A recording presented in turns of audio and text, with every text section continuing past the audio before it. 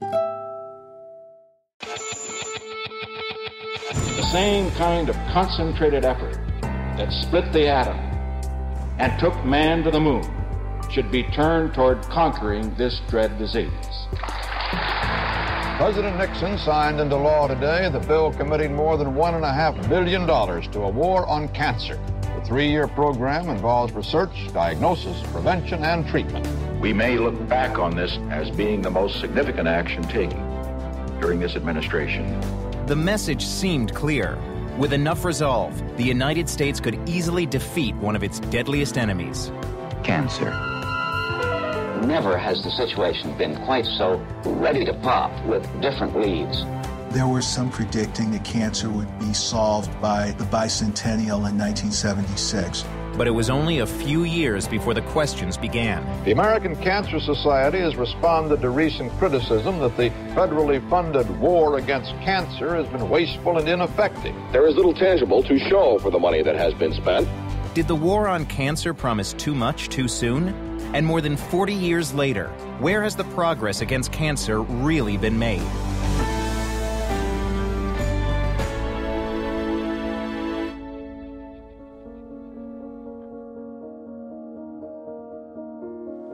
You will have, of course, the total commitment of government, and that is what the signing of this bill now does. It was called a Christmas present for the American people. On December 23, 1971, at a packed White House ceremony, President Nixon signed the National Cancer Act. It created a new research infrastructure with enormous resources focused on finding a cure for cancer. It was a joyous day. We went into the East Room, and eventually, after everybody got seated, the president came in and sat down, and with all those pens signing things, everybody was jubilant, even President Nixon.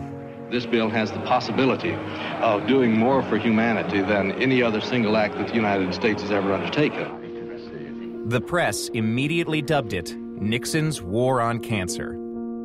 It's very interesting that people call it President Nixon's War on Cancer. Richard Nixon really sort of got on the bandwagon late in the game. In fact, President Nixon originally planned to cut the budget for cancer research. That threat propelled advocates and scientists like Dr. James Holland into action.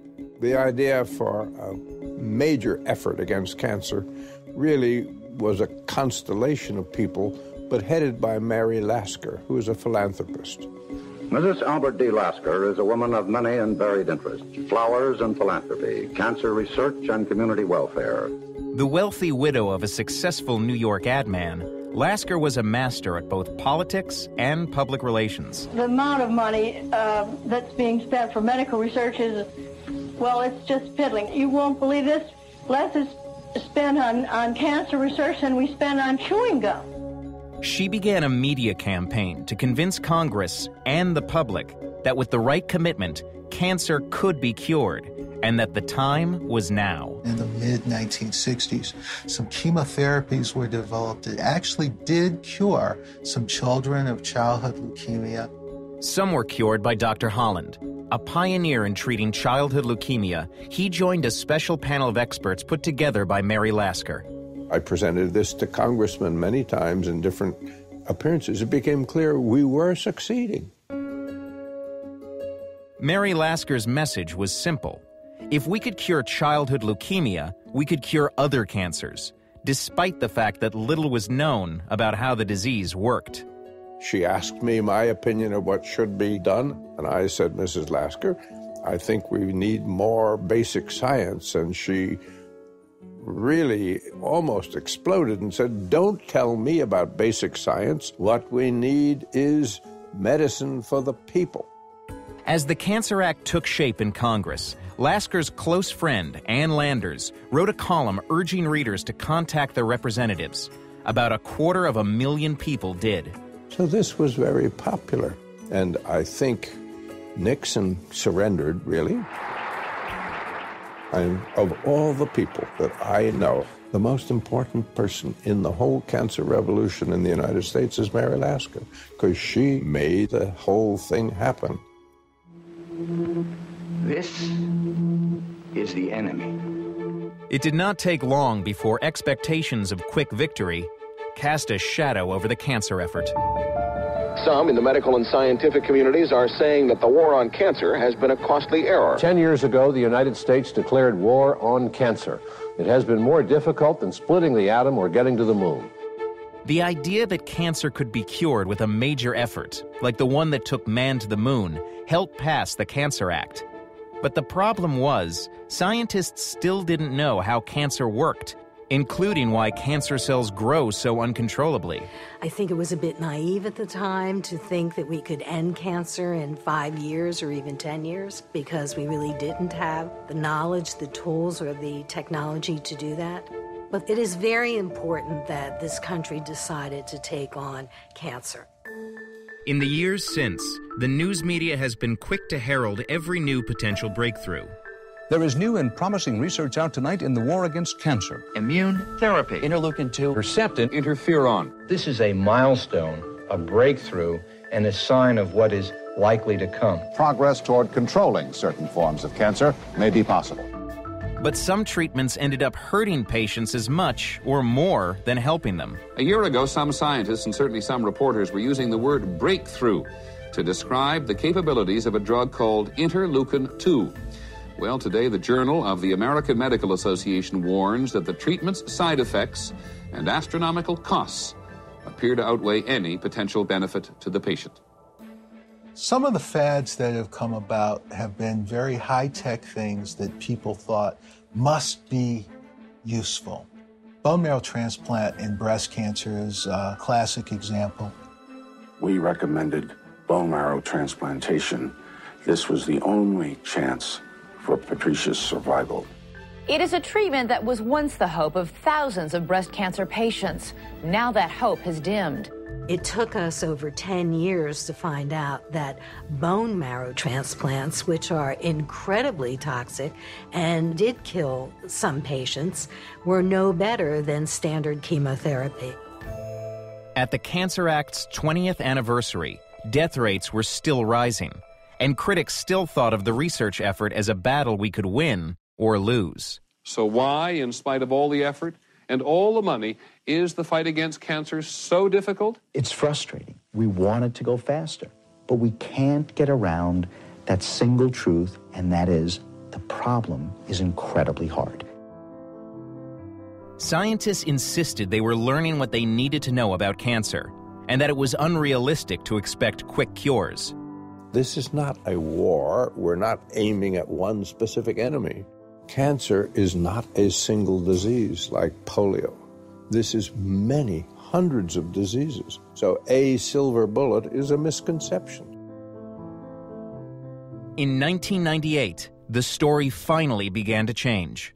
For the first time, cancer rates and the number of deaths from cancer are beginning to go down. But these latest numbers show that while the progress is slow, the war on cancer is not a lost cause. We're gaining in the fight against cancer.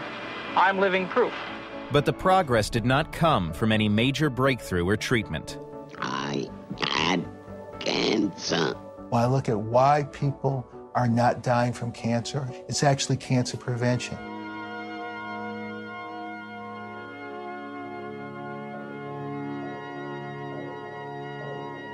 Would you give a cigarette to your unborn child?